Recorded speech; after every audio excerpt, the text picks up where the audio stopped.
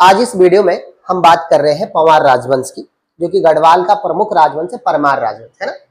हम पिछले कई दिनों से परमार राजवंश के बारे में बात कर रहे हैं। करीब करीब हमारी ये तीसरी वीडियो है परमार राजवंश, है ना। आप जानते हैं उत्तराखंड का सबसे लंबे समय तक राज करने वाला राजवंश है, और इसमें जो 60 राजा हुए, उन 60 राजाओं में आज हम 44वां राजा पढ़ रहे हैं।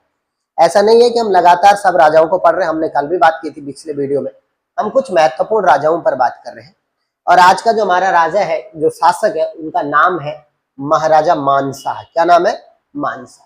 अगर मैं इनका टाइम पीरियड मानूं तो ये है 1591 यानी 1591 से 1611 तक, 1591 से लेकर के और 1611 ईस्वी तक। ठीक, इनके जमाने में अगर देखें तो ये उत्तराखंड में गढ़वाल में जो शासक है, पंवार वंशी जो शासक है, उनका नाम है मानसा। क्या नाम है बाबू? उसी समय कुमाऊं में दो लोग शासन कर रहे हैं। दो मतलब पहले एक का शासन आएगा फिर दूसरे का। उस समय कुमाऊं में पहले थे रहे रुद्रचंद। क्या नाम था? रुद्रचंद। और जब वो खत्म हो गए तो उनकी जगह उनका बेटा आया। क्या नाम है? लक्ष्मीचंद। तो कुमाऊं में चंदवंशी लोग शासन कर रहे हैं, जिनमें रुद्रचंद और लक्ष्मीचंद, ये दोनों के दोनों उस समय है। दोनों के दोनों का मतलब है पहले रुद्रचंद और फिर वो खत्म हुए तो उनकी जगह लक्ष्मीचंद। अच्छा, यहाँ दिल्ली पर जो शासन कर रहे हैं, यहाँ पे पहले सबसे पहले, क्योंकि देखो 1591 में अभी अकबर का शासन है, यानी पहले अकबर यहाँ पे रहेंगे। कौन रहेंगे? अकबर। और आप जानते हैं 1605 में 1605 में अकबर मर जाएंगे, और उनके स्थान पर अब उनका बेटा सलीम। क्या नाम है? सलीम। बात जिनको जो किस नाम से फेमस है? जहांगीर के नाम से फेमस है।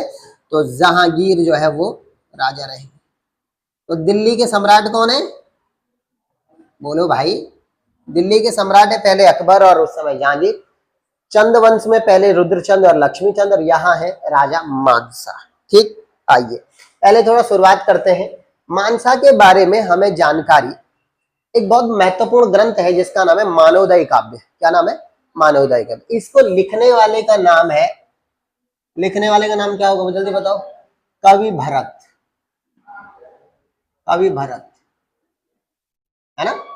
तो कवि भरत जो थे, उन्होंने जो है मानवोदय काव्य की रचना करी, और इस मानवोदय काव्य मुख्य रूप से मानसा के साथ साथ और भी जो उस दौर के पंवार राजा रहे 100-200 सालों के पहले के, उनके बारे में वर्णन। मानवोदय काव्य के जो लेखक हैं कवि भरत, वो ज्योतिष के भी बड़े जानकार व्यक्ति थे। किसके? ज्योतिष के। इसीलिए जहांगीर ने कवि भरत को किसकी उपाधि दी है? ज्योतिषाचार्य की उपाधि दी। ठीक है, किसकी उपाधि दी? ज्योतिषाचार्य की उपाधि दी। तो ये थे कवि भरत। अच्छा, अब आते हैं सेकंड नंबर पर मानसा के प्रमुख युद्धों के बारे में। मानसा के मुख्य रूप से दो प्रमुख युद्ध हुए। एक तो हुए राजा लक्ष्मीचंद के साथ यानी कुमाऊं में, और दूसरा भोट प्रदेश के जो शासक था। अब तुम सोच रहे हो सर भोट प्रदेश कौन सा है? उत्तराखंड का तिब्बत को लगता हुआ हिस्सा, जहां भोटिया लोग रहते थे, उसे क्या कहा जाता था? भोट प्रदेश, यानी ये वाला हिस्सा। मैं दोबारा बता रहा हूं, उत्तराखंड का तिब्बत को लगता हुआ हिस्सा भोट प्रदेश कहलाता था। इसलिए वहां के निवासियों को भोटिया कहा जाने लगा। क्या कहा जाने लगा? यानी तिब्बत का वो हिस्सा जो उत्तराखंड को टच करता था, उसे हम कहते थे भोट प्रदेश। ठीक, तो दो लोगों के साथ युद्ध हुआ। पहले हम बात करते हैं लक्ष्मीचंद के साथ। देखो लक्ष्मीचंद कौन है? लक्ष्मीचंद है रुद्रचंद का बेटा।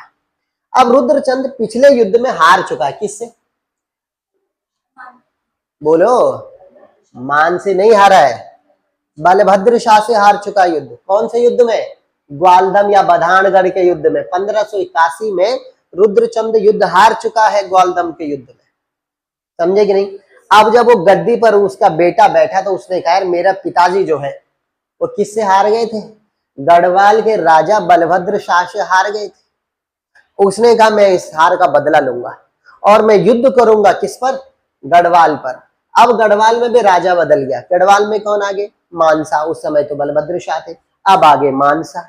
इस लक्ष्मीचंद ने, आप ये समझ लो, इस लक्ष्मीचंद ने 1597 से और 1605 ईस्वी तक गढ़वाल पर 8 बार आक्रमण किया। कितनी बार? 8 बार। जो 7 के 7 आक्रमण मानसा पर किए लक्ष्मीचंद ने, वो सब के सब असफल आक्रमण थे, कोई जीता ना कोई हारा। समझ गए नहीं, असफल ही समझ लो, असफल आक्रमण थे। आठवां जो युद्ध हुआ लास्ट वाला 1605 ईस्वी में, जब लक्ष्मी चंद और मानसा के बीच युद्ध हुआ, आठवां युद्ध, इस युद्ध में मानसा उधर चंपावत की तरफ तक पहुंच गया था। इस युद्ध में कोई जीता ना कोई हारा, लेकिन एक काम हो गया। वो काम ये हुआ इस युद्ध में कि मानसा का जो सेनापति था उनका नाम था खतड़ सिंह। क्या नाम था? खतड़ सिंह। ये सेनापति युद्ध में मारा गया। कौन से, किसके साथ? साथ जो आठवां युद्ध था 1605 में लक्ष्मी चंद के साथ, उसमें मानसा का सेनापति खतड़ सिंह मारा गया। और इस बात को भुना दिया उन्होंने, कहा भाई हम जीत गए। किसने? लक्ष्मी चंद ने। और उन्होंने कहा कि भाई हम जीत गए क्योंकि हमने उनका एक बहुत बड़ा सेनापति मार दिया। युद्ध का तो भी कुछ डिसीजन नहीं निकला, लेकिन उनका भाई हमने उनका एक बहुत बड़ा सेनापति मार दिया। इसको उन्होंने एक अपनी एक क्या समझे, एक विजय समझी। मतलब उन्होंने ये भी हमारी एक बहुत बड़ी विजय, हमने उनका एक सेनापति मार दिया। और इस सेनापति खतड़ सिंह के मरने के उपलक्ष्य में उन्होंने वहां कुमाऊं में एक त्योहार मनाया, जिसे क्या कहा गया? खतड़वा त्योहार। क्या मनाया गया? क्या नाम है? खत्तर त्योहार का नाम क्या है? खतड़वा त्योहार। ठीक, अब थोड़ा सा मैं खतड़वा त्योहार के बारे में भी बात कर लेता हूं। यहाँ पर देखो, कुछ लोग कहते हैं कि खतड़ सिंह के नाम से खतड़वा त्योहार मनाया जाता है, मगर कुछ लोग कहते हैं कि खतड़वा त्योहार जो है पशुओं के उपलक्ष्य में मनाया जाता है। अब आप सोचेंगे सर पशुओं के उपलक्ष्य में कैसे? क्योंकि अभी भी कुमाऊं में खतड़वा त्योहार मनाया जाता है, लगभग सितंबर के महीने में। कौन सा त्योहार मनाया जाता है? खतड़वा। खतड़वा शब्द जो है खातड़ी शब्द से बना है। किससे? खातड़ी या खातड़ शब्द या खातड़।